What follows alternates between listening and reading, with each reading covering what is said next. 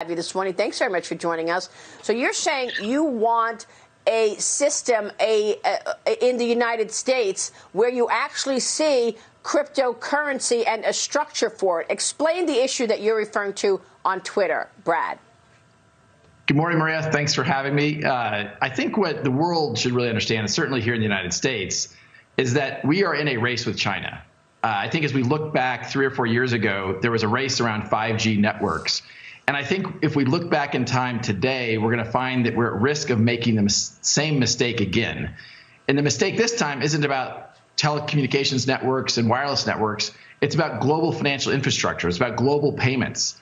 Even this morning, I saw a new headline about how China is leaving others in the dust. I think in the race we're in, many countries are just in the process of getting the learner's permit.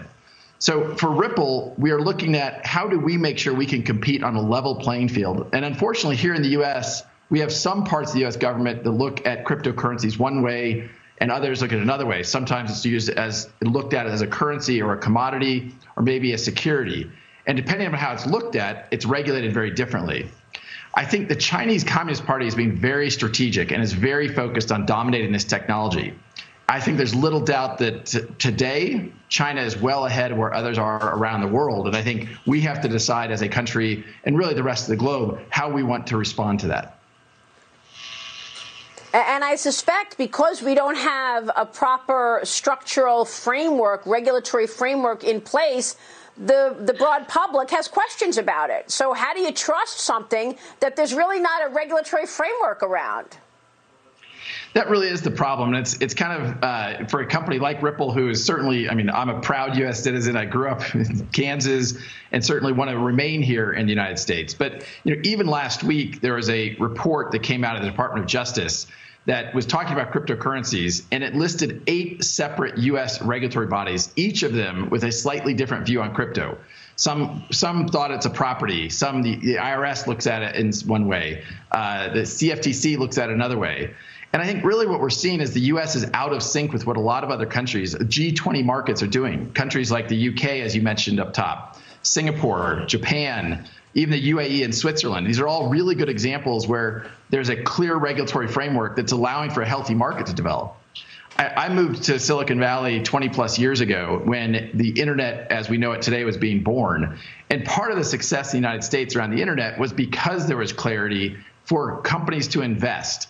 And there's a very level playing field for investment to flow into the internet as we know it today. As we think about the next version of the internet around global cryptocurrencies, global financial infrastructure, if there's a disincentive to invest here in the United States, it will go elsewhere. And certainly where we've seen some examples of U.S. regulators actually advantaging Chinese technologies, that's the real kind of like conundrum we're in, is that if the U.S. government's doing things to advantage a Chinese technology at the disadvantage to a company like Ripple and others like Ripple, then that's a really frustrating place to be. And that's why we have taken the step to look at, should we relocate the company to a country where it is clear? I think you're making really important points, Brad. I'm glad you're getting this into the conversation. Let me bring in Bob Nardelli here. Bob, go ahead. Hey, Brad.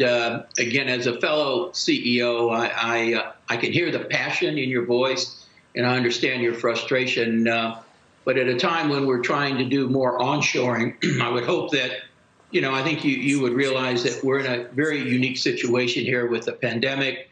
We're trying to get the Supreme Court. We've got an election.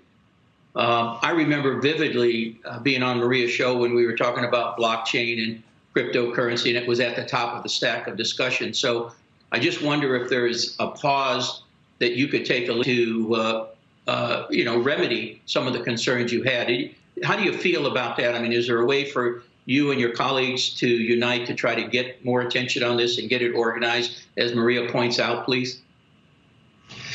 Absolutely. And, look, the reason why I am out talking about this, as Maria pointed out, we want there to be awareness around this. Because I think my experience has been when people understand the issue, then they're like, oh, okay, wait a minute. We didn't mean to create that dynamic where we're advantaging a Chinese technology over U.S. companies.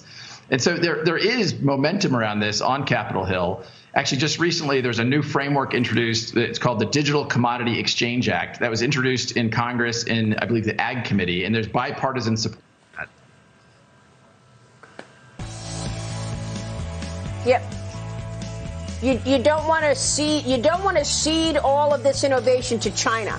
Brad, you make a very important point. I'm glad there's at least the beginning of it in Congress. We'll keep talking about this, and please come back soon. Brad Garlinghouse joining us there.